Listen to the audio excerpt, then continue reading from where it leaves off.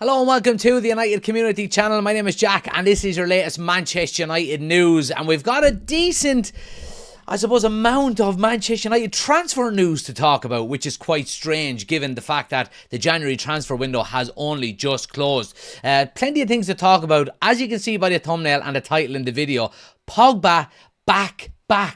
I think just twice to Manchester United. We're going to talk about the rumours surrounding that. We're going to talk about Victor Osimhen and the fact that Manchester United have made a verbal agreement or a verbal offer in relation to salary and contract length to him and his representatives. We're going to talk about Quenda as well from Sporting Lisbon. Manchester United looking to get a pre-contract agreement with him done, or a pre-transfer window agreement done. So we're going to talk a little bit about that. Casemiro has been speaking about his career as well. We have some updates on Mason Greenwood, which is going to be interesting for Manchester United and their fans. We'll talk about that as well. And the reports coming out about Sheikh Jassim being back in for Manchester United, and he wants to buy the Glazers' stake in United and keep Jim Ratcliffe involved in the club as well. We'll talk all about that. As always, guys, please do smash a like on the video if you haven't done so already. Do hit that subscribe button for me as well if you're new to the channel. As you can see in the top right of the top left of the screen, we're on the road to 13,000 subscribers, nearly there, getting very, very close. Yeah, good to see people in. Only one like so far. Come on, lads. Take a second. Hit that like button. Helps us out an awful lot. Get your comments in as well, guys, into the live chat. As always, do want to hear what you guys have to say. It's obviously very, very important. So yeah, get your comments in as always. But look, I want to start, guys, obviously with the title of the video, and we can see that it is Paul Pogba to Manchester United. And this is coming out from Rich Fay, who works for...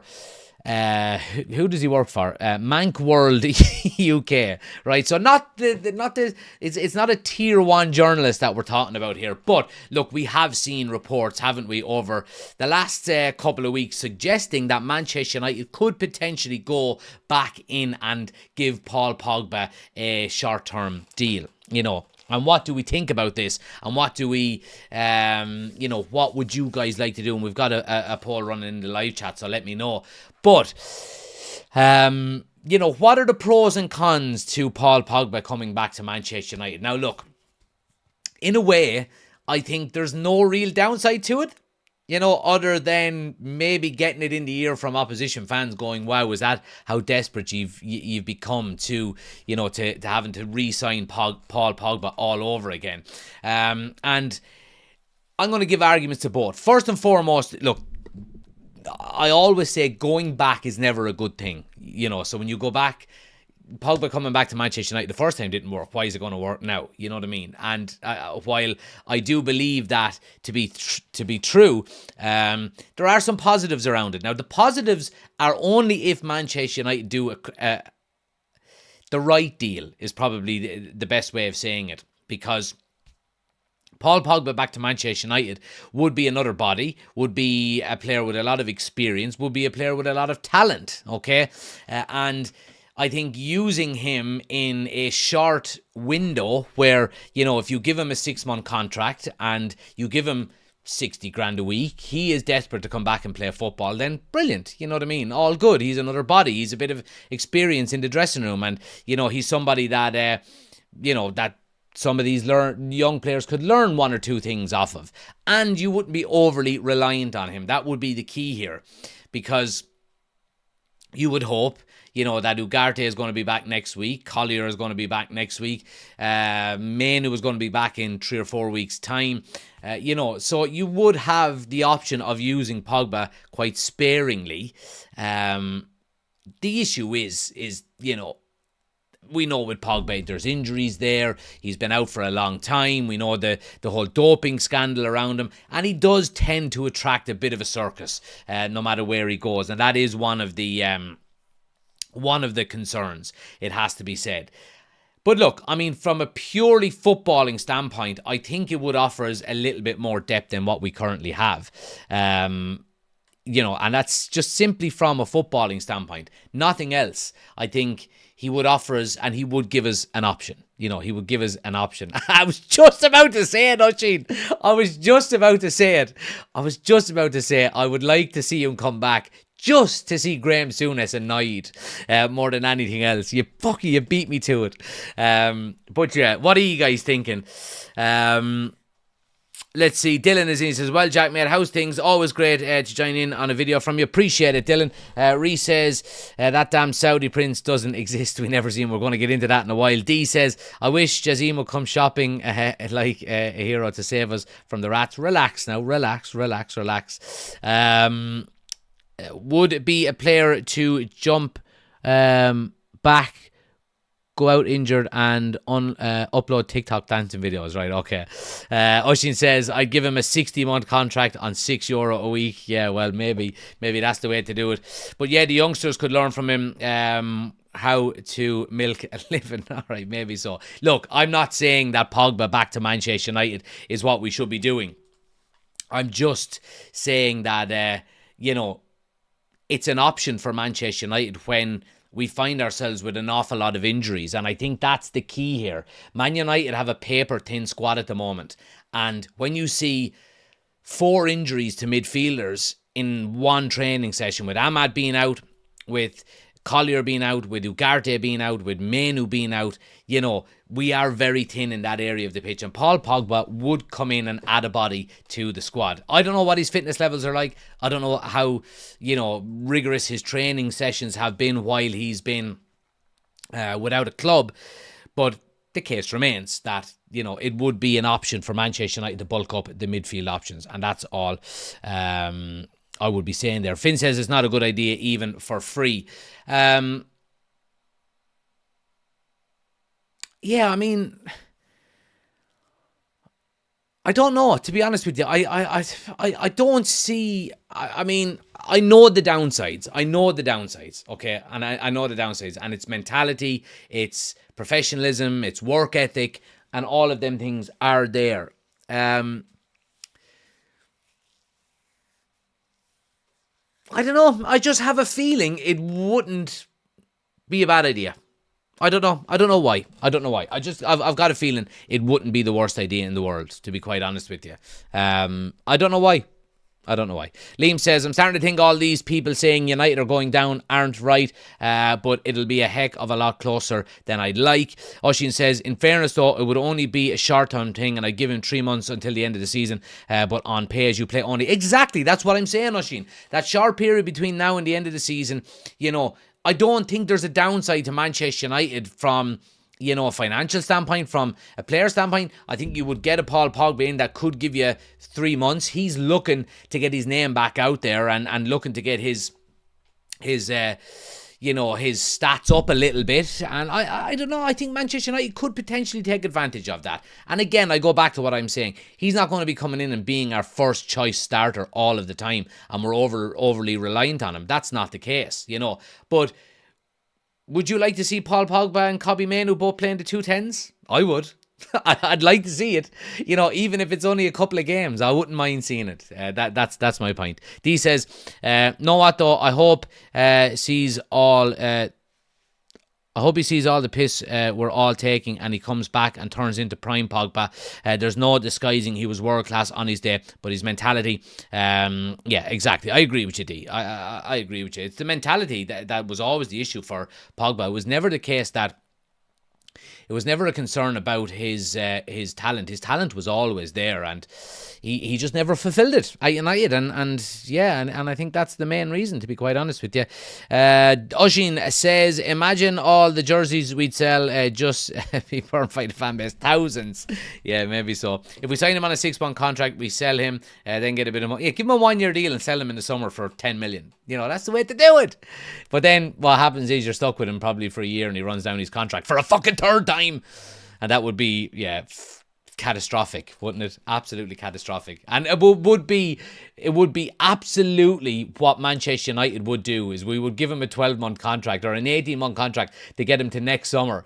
And all of a sudden then he just runs down his deal and goes for free for a fucking third time. It would be, exactly what would happen, wouldn't it? But anyway, guys, I wanted to start with that. A little bit of lightheartedness, a little bit of what ifs. And we're going to get on to something a little bit more concrete now. And we're going to talk about somebody that can put the ball in the net for Manchester United. Come on, somebody. Now, I'm talking about in the future. I'm not talking about right now, because we've got nobody at the moment that can put the ball in the net for us. And that's quite clear. However, Manchester United last night, it came out from MUFC MPB, were reporting from a journalist in Turkey, and supposedly a Tier 1 journalist, says that Manchester United and PSG both have sent verbal offers to Victor Osimhen over his salary and contract length. Osimhen is about to sign a contract with a world-famous management company, so he's obviously moving management. And it's coming out from this journalist here, which is Yagis. I won't even insult the man by trying to pronounce his surname, but he's got 1.7 million followers in Turkey, works for Sport Digitale, and is supposedly a Tier 1 journalist and knows what he's talking about. Now look, we've seen over the past couple of weeks Manchester United, and reports have suggested that Manchester United and Victor Gyökeres are a little bit further apart than we would like, and that Gyökeres wants guarantees of Champions League football next season. United obviously can't offer him that at the moment unless we go on and win the Europa League and so on and so forth. So naturally the reports have turned to Victor Osimhen. Now, the one issue I've got here is, if you're Victor Osimhen and you're saying to yourself, who do I go to? And this, is hard to hear from, a Manchester United standpoint, but does he say, who do I sign for? Do I sign for a club that's pretty much guaranteed to be in the Champions League and win the league every year, basically, in France? And I know it's a bit of a farmers' league, of course it is. Or do I go to Manchester United, who are languishing in 15th in the Premier League at the moment, can't offer me or can't guarantee me at the moment Champions League football, and are very much at the start of a rebuild phase and a rebuild project. And I know we've been saying that for the bones of a decade now, but it's true under new ownership and so on and so forth. Look, there's no doubt that Victor Osimhen would be the type of striker that Manchester United need. There is reports that he's a Manchester United fan as well, but we need somebody to put the ball in the net. It's as simple as that, and Victor Osimhen can do that. And Manchester United are going to have to pay a premium for it. We're talking around 60 million for Osimhen. He's got a release clause in his contract. That release clause will have to be met. Last season it wasn't met. I think it was quite higher last season. But Napoli are, sticking to their guns on getting at least 60 million for him.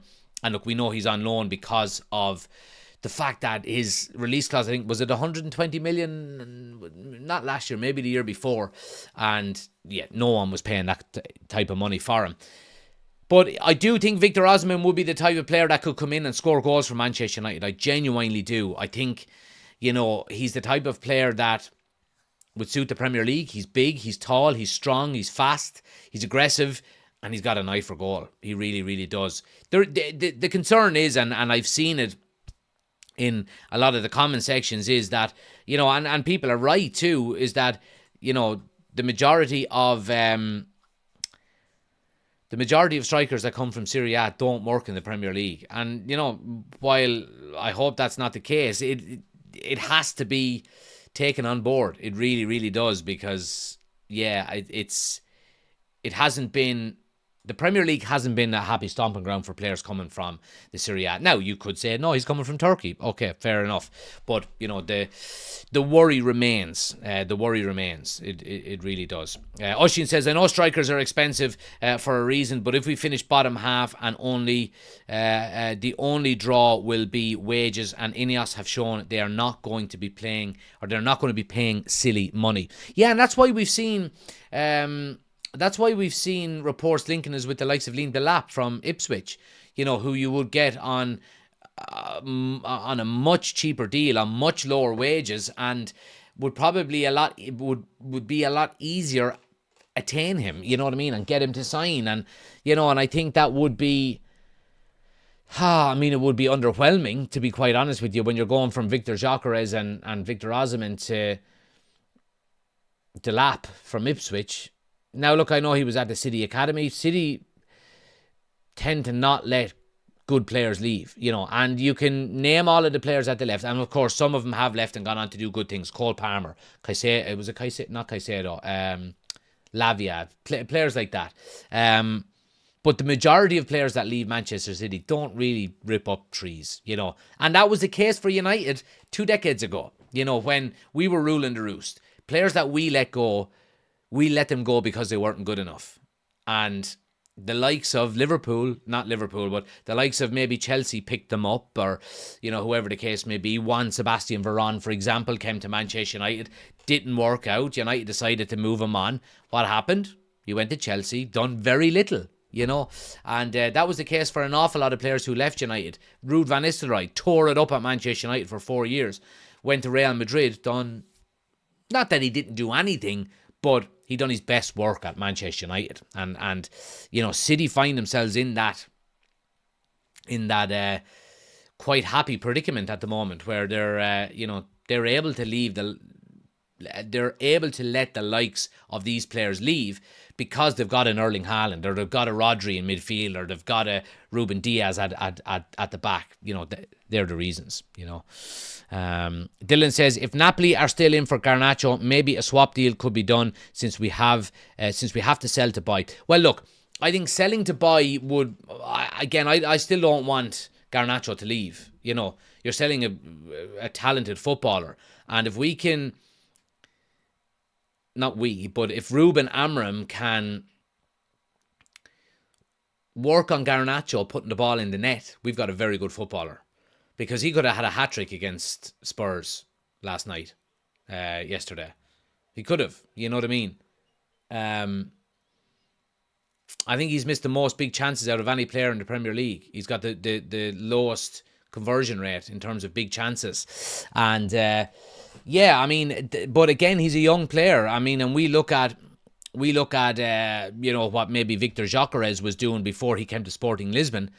And all of a sudden, Ruben Amorim turned him into an absolute monster, So, Garnacho is getting into the right areas, and he's getting good opportunities, and we're creating chances for him. If he can just refine his game a little bit to and improve his finishing, I think we've got a serious player on our hands, But he's by no means the finished article, to be honest with you. Oisín says, I think we're better off getting Kane, lower release, knows the league, and will score a hatful.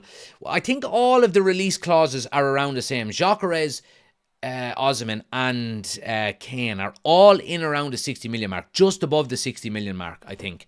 And again, with Victor Osimhen, he's, 4 or 5 years younger than Harry Kane as well. I do agree with you that, Kane knows the league. He'll score a bag full of goals, but he's the wrong side of 30 now. And, I mean, is he really going to leave Bayern after 2 seasons? Probably not, to be quite honest with you. You know what I mean? We can trigger the release clause for Harry Kane's on Harry Kane's contract, but doesn't mean the player has to sign. And if Harry Kane didn't push for a move to United a couple of seasons ago when we weren't in 15th, why is he going to come now? You know what I mean? But yeah, I mean, that's where we find ourselves really, isn't it? Finn says 60 mil would be a sweet bit of business any other season. It would, absolutely it would. Hold on now, Cavani worked, Zlatan worked.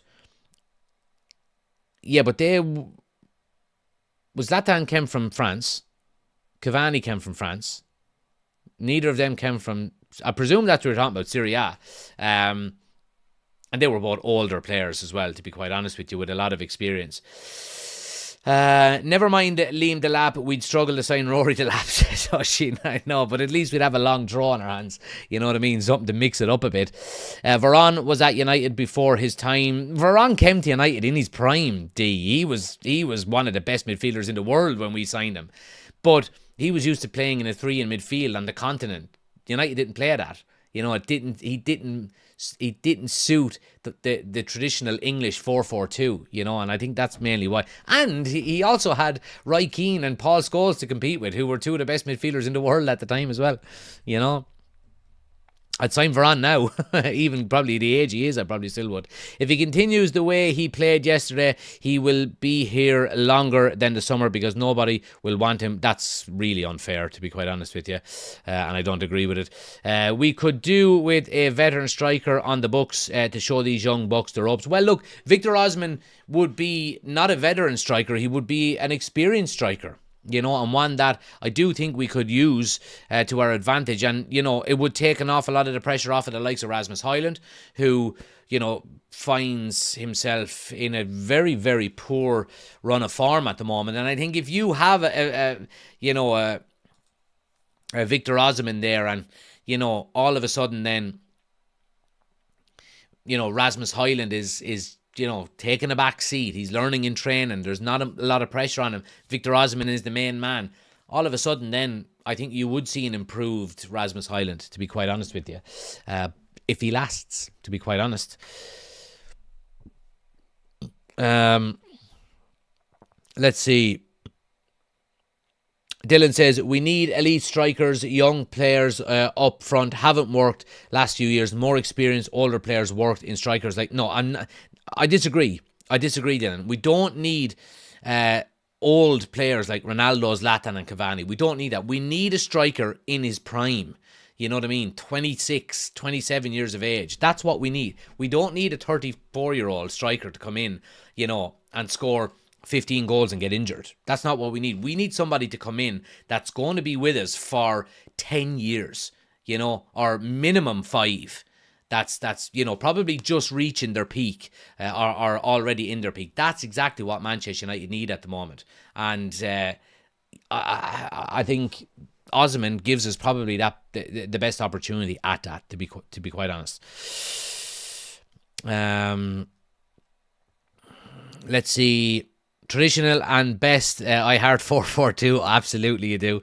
Would you take Ronnie back to mentor, asking for a friend? Finn, absolutely not. I would never allow him anywhere near Manchester United again after the way he left. He went down in my books. As you know, I spoke about it enough over the last couple of years on this channel. Dylan says, would we sell Højlund if a new striker comes in? He's looking very poor lately, while Xerxes showing signs of improvement yesterday. He was great. I don't think we will sell Højlund if a new striker comes in. And the reason being is that we seen Ruben Amorim speak in his press conference last night saying that Xerxes is more of a number 10 and he's not a number 9. So if you bring in a Victor Osimhen and he gets injured after 10 games and you've already sold Rasmus Højlund, then we're fucked again. You know what I mean? And you've got to play a number 10 in Joshua Xerxes up front, or you play a false 9 with Bruno Fernandes and we're back to square one. You know what I mean? I don't think Rasmus Højlund is going to leave in the summer at all. Unless we sign 2 strikers, which I don't think is going to happen because we haven't got the funds to do it. You know what I mean? A striker in his prime, is it Zlatan and Cavani were just different class and are exceptions? Yeah, they are, absolutely. They were fantastic, and they were nearly guaranteeing you goals, but they weren't the long-term solution, and that's kind of what we're trying to focus on here more than anything else. And again, you've got Chido Obi there as well, so if you bring in a striker in the summer, you've got Rasmus Højlund, and then you've got maybe Chido Obi as the 3 strikers to maybe, share the burden of hopefully a 55-game season, because if you play 55 games in a season, you're getting to finals, Right, want to move it on. I want to talk about the other end of the field now, guys, and talk about wing-backs. Okay, so obviously we've seen Dorgu come in and he looked very composed, very assured last night. I thought it was a very good performance by him, and we see Dalot continue to struggle, in my opinion. I didn't think it was that good of a performance by Dalot. It wasn't overly bad, but I think, he could have done a lot better. Now, we're talking about wing-backs here, and we're talking about one in particular who I have just completely left the article. Where is it?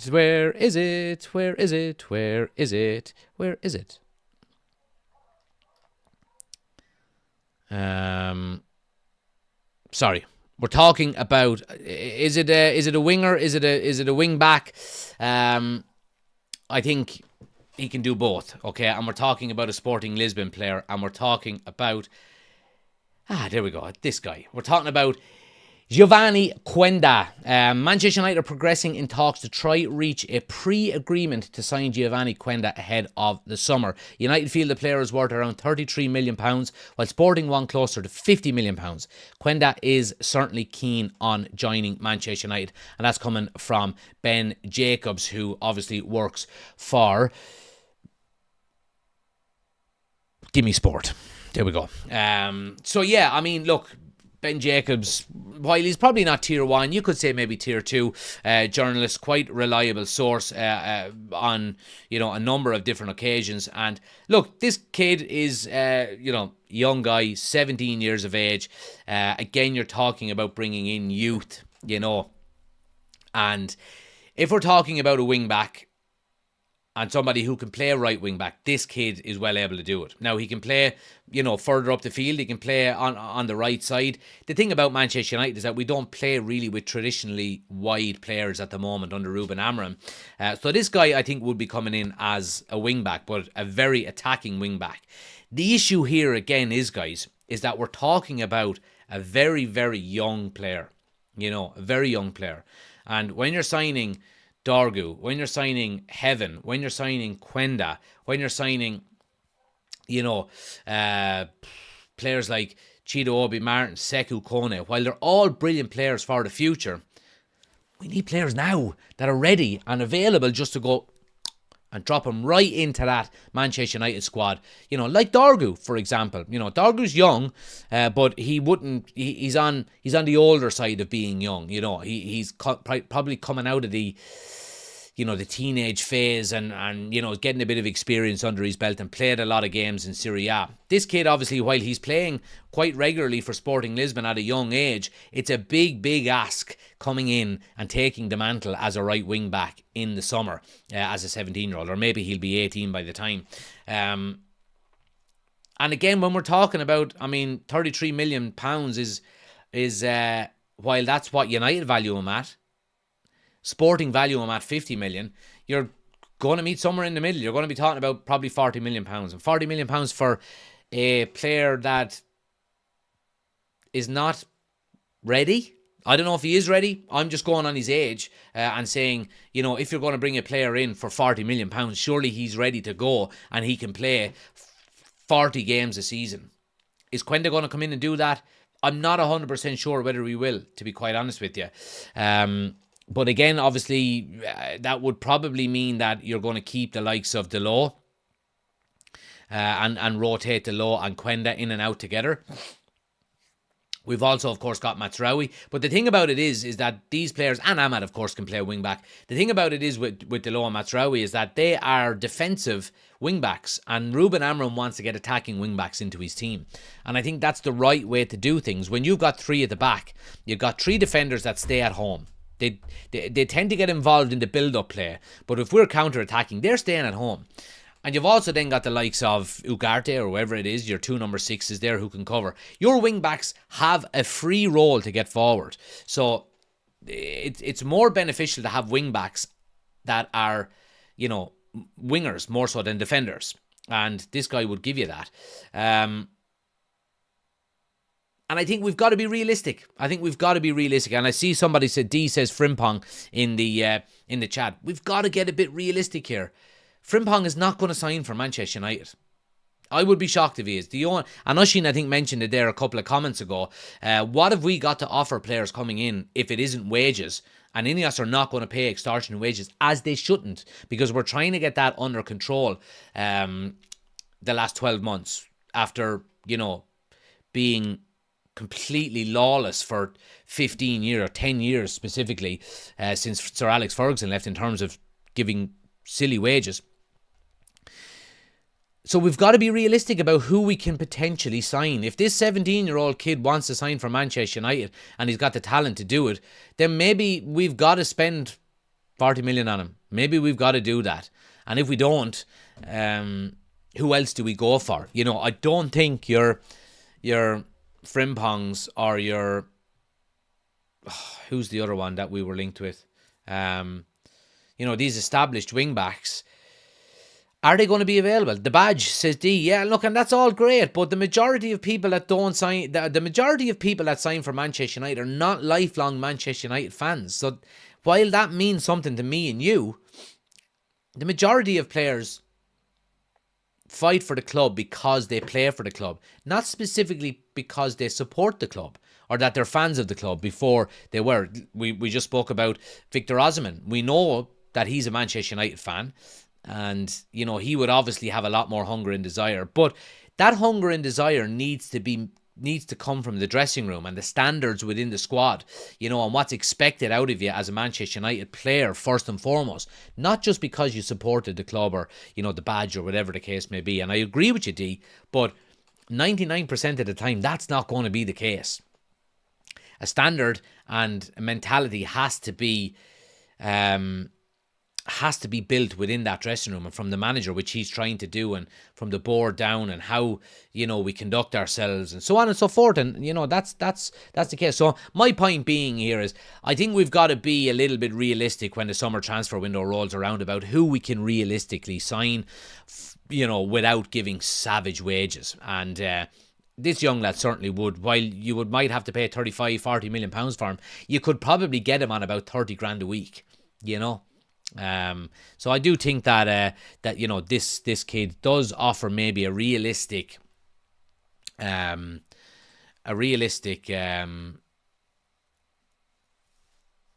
opportunity to get a good right wing back in. To be quite honest with you, I genuinely do. What are you saying here in the chat? What have we got here? 50 million, Ineos better walk away now, says Dylan. He isn't a 50 million pound player, says D. Finn says, we seem to be building something special at youth level. Can we wait that long? Well, time is always going to continue. So as long as them players continue to improve in the background and, filter their way into the first team, then absolutely fantastic. We might have to go through a couple of seasons of heartache before these players are ready and available, and get your Osimhen's in, and your, I don't know, maybe another central midfielder in, or whatever the case may be, senior players, not veteran players, but, senior experienced players, just to drop into the squad here and there. And then you've got your Kones coming through, you've got your Obis coming through. If you sign a Quenda, you've got Rasmus Højlund developing, Garnacho developing. All of a sudden, that can click and it can spark, and all of a sudden you're out. Like I say about Chelsea, and I've been saying it quite a lot about it on the radio we do on a Tuesday night, because we talk about every club pretty much in the league. I say about Chelsea, I think they're going to have a very, very strong team in a couple of seasons, because they've signed a lot of youth and a lot of real quality at young ages. Maybe a little bit older than what we're signing. We're signing teenagers. They're signing maybe 20, 21-year-olds. But we've been crying out for this, guys. We've been talking about trying to sign these players under the radar. Diego Leon, for example, coming in the summer as well. We've been crying out for this for years, that we need to start signing these gems under the radar that nobody else knows about. And we're starting to see that happening. Now, when that does happen, you've got to have patience. So I think dropping in a Victor Osimhen here and there, maybe in a summer transfer window, and then maybe, let's say, another centre back in the summer after, or whatever the case may be, and all the while these players are starting to come to the fore, it can definitely work. D says there's no point in a right wing back. He will run into Bruno wandering about with his thumb up his arse. Dylan says, to be honest, Jack, Quenda is miles better than Delot, and he knows Amarim's system better than Delot or anyone. Well, that's a great point as well. We speak about, who's having the best performances this season for Manchester United. It's players who understand the system. Okay, Mazraoui can play any position, understands it, really good, knowledge of the game. You talk about Manuel Ugarte in the middle of the park. He's played for Amorim before. He knows what Amorim expects from him. You talk about Ahmad, who can play in a number of different positions on that right-hand side and seems to have a good brain in terms of when to attack, when to defend, when to take on a player, when to come back. You know, these are the players that are performing best because they understand the system. So if you can fill this squad with players who understand Ruben Amorim's system, Quenda being one of them who's played under Ruben Amorim before, it can only be of benefit to us. It really can. I think Delo will be out the door in the summer. I don't think he will, Oisín. I don't think he will, because that means we have to go out and sign a second right wing back. You know what I mean? And we can't afford it. You know, I think one comes in. You know, it's an area that we are quite lacking. I think Luke Shaw goes more ahead of Delo, and then you've got Quenda, let's say we do sign Quenda, you got Quenda, you got Dorgu, you got Delo, and you got Mazraoui. You know what I mean? And I think the variety within that then means some of them can play on the other side as well. So you've got that benefit also. So I don't think Delo goes. I genuinely don't. That doesn't say I don't want him to go. I mean, if we can get some decent money for him, absolutely, I would move him on and reinvest it and improve the squad 100%. Delo looking so limited in Amorim's system, says Finn. D says, if they don't want to play for the badge, then get them to fuck. That's the only badge that motivates the young'uns, says Finn. Yeah, the pound sign. Ruben Amorim fan says, evening Jack, hope you're well. Just wanted to point out, and I don't mean this in a way that we shouldn't sell anyone anymore, but do you think it's concerning the players who leave do better elsewhere? No, I don't think it's concerning at all. I had a bit of a back and forth on Twitter with one of the Manchester United news accounts saying that United is a poison chalice. Players are leaving and they're burning it up. And I had a back and forth, and basically my point was, players that leave and start performing just goes to show that they can't handle the pressure at Manchester United. They just can't, And like Anthony, of course, is the prime example. Anthony has scored more goals than Manchester United since he's left. But my point being here is that Anthony has gone to Real Betis, where there's fuck all expectation. You know what I mean? Zero pressure. And he's gone, this is my level. This is my level. Playing in the Serie A, lower league or lesser league than the Premier League. Easier, slower, more time on the ball, more opportunities to shoot.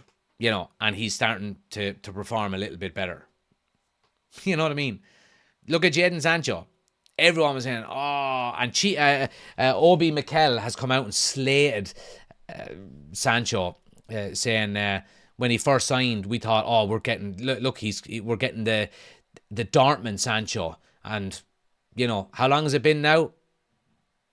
And he's back to where he used to be. He's just disappeared off the face of the planet, So a lot of players leave and do well when they leave Manchester United, but that doesn't mean that we've done anything wrong. It means that the players just can't live up to the hype at United and are not able to perform, and for one of the biggest clubs in the world. And you can say we're in 15th in the league table, and that is true. It doesn't take away from the point that Manchester United are probably the second biggest club in the world after Real Madrid, and the pressure is always going to be higher.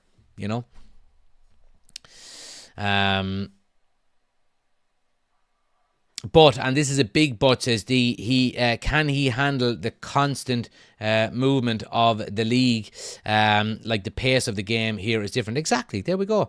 Alex says Pogba is a sleeping giant. Maybe so. We're after talking about that. I wouldn't mind getting him in on a 3-month deal, to be honest with you, Alex, and quite limit his wages to pay as you play as well. I do want to mention it, guys, before I move on to the next one. For anybody who didn't see it today, I put up an announcement about memberships, and it's just because I see there's an awful lot of official channel members in watching tonight, and if you haven't seen it, I'm making a change to the membership levels, okay, and I'm making it one level only. So at the moment there's a $2.99, $4.99 and $9.99 level, and what I'm doing is I'm removing the bottom and the top one, and I'm just making everything $4.99, okay.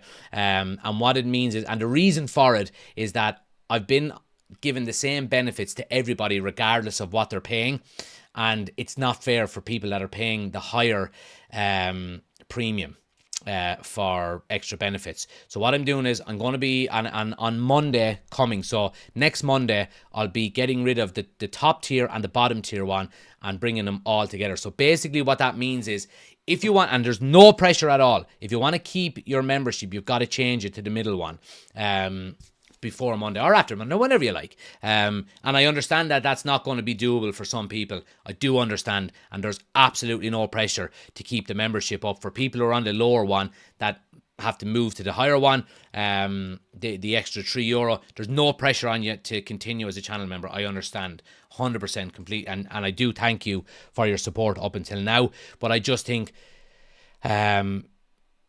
out of just fairness more than anything else, I think just having everybody paying the same, getting the same benefits is just it's the fairest thing to do. So yeah, check it out yourselves, guys. If you want to change your membership, if you want to let it lapse, that's absolutely no problem at all. I just said I'd mention it, but I did put up a post on the community tab today, so go check it out as well.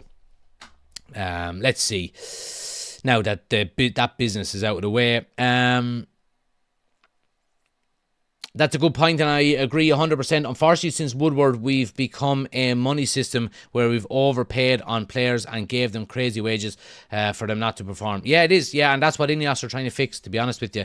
Party Boober says, is Pogba coming back? Well, Rich Fay has been speaking about it, basically saying Manchester United could offer him a short-term contract on strict terms. He is desperate to get back into action. So, Adam, basically what it means is United could take advantage of the fact that he wants to play for a few months, offer him a 3-month deal, maybe pay as you play kind of wages, and just have another body in there. And I don't really see a downside to it, to be honest with you. He says I'd take him back until the end of the season. Absolutely. There we go. D is on a tenner a week. Well, there you go, D. So basically what'll happen is you'll have to just move down to the $4.99 one. So it'll save you a few bob. There are a few people, and again, and I don't know what levels people are on. It doesn't give me a list. It just gives me the numbers of how many people are on which level. So I don't know who's on what. So yeah, if you do have to upgrade or downgrade, I don't know how to do it. Do you know what? Let's spend a minute or two here trying to figure it out, and I'll help you out. So, let me see, because it should give me an option to do it here. So now I'm doing this on desktop as well. So if you click on your icon, on your icon, whether that be, it's a J for me because obviously my name is Jack. So your drop down menu, then you'll see purchases and memberships. Okay. Now, if you go down to memberships, then you will see all of the memberships that you have, and you can go to manage memberships. Okay.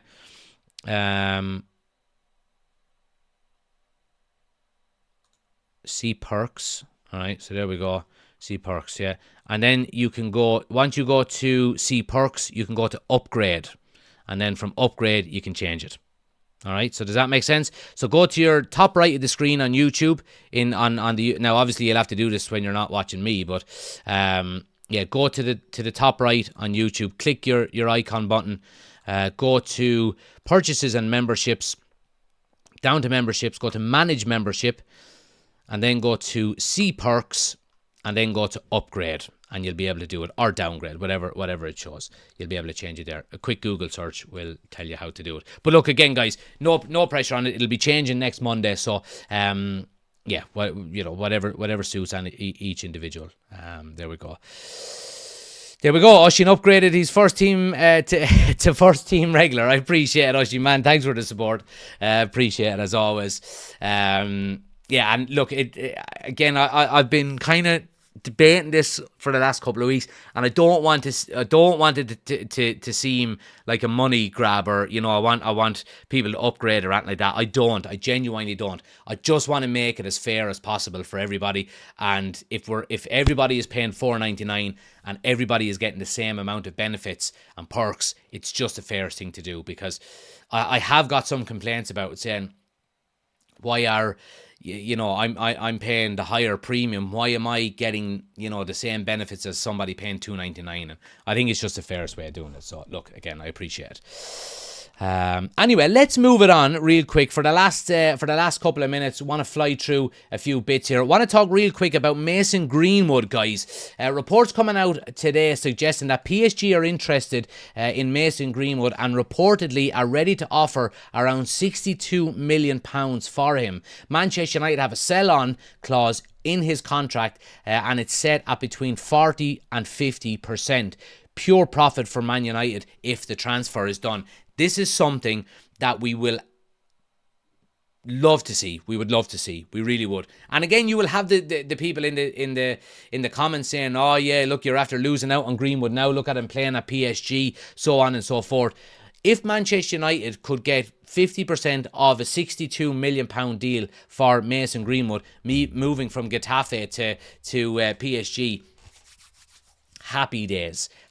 He's never coming back to Manchester United regardless. So why wouldn't Manchester United be happy to cash in on something like this? I just think I think it would be something so left field and so ideal that I think it'd be something that would benefit us massively in terms of FFP and PSR and so on and so forth. I want to talk real quick, and I'm not going to spend too much time on this one, guys. But it's so funny. This is so funny, and I don't believe it at all. I put it up on Instagram today, and the amount of people that were saying, yeah, please, come on, please, save us. Sheikh Jazim, according to Centre Devils, Sheikh Jazim still remains interested in acquiring Manchester United and is ready to re-enter the bidding if the Glazers and or Sir Jim Ratcliffe are open to selling.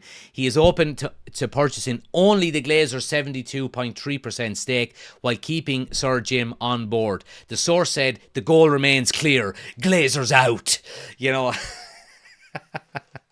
So, a source close to Sheikh Jazim has gone to Centre Devils rather than going to Laurie Whitwell or David Ornstein or, the New York Times or, whatever the case may be. This is not happening. This is not happening, and it will not happen. Would it be fantastic for Sheikh Jazim to come in and buy the Glazers out and clear the debt and build a new stadium all within 5 years? It would be fantastic. And if he allowed Jim Ratcliffe to continue doing the football operations or whatever it was, absolutely fantastic. That would be, the ideal where, as Brian Adams said, I'm in heaven. That's what that would be. So, is it going to happen? Absolutely not. It's not going to happen. Sheikh Jazim had two opportunities to provide proof of funds when wanting to buy Manchester United and didn't provide it. And that's why he didn't buy Manchester United in the end. So I don't think he's going to be coming in and doing it again. Guys, I'm going to leave it there. All right, I appreciate you watching as always. Absolute legends. I will be back. Not tomorrow. I'll be back on Wednesday night. We'll do another live on Wednesday night because there's a lot of talk and there's a lot of things to discuss. In fairness, around Manchester United over the last few weeks, and I'm surprised with the amount of transfer stories and activities that are going on at the moment. But if you haven't already done so, guys, please do smash that like button. Helps the channel out an awful lot, as you know. I do appreciate it. I've enjoyed tonight. I really have. And we're going to be doing more of them throughout the week. So smash a like in the video. Hit subscribe if you're new to the channel. Thanks for watching. And you know what? I'll see you on the next one. Good luck.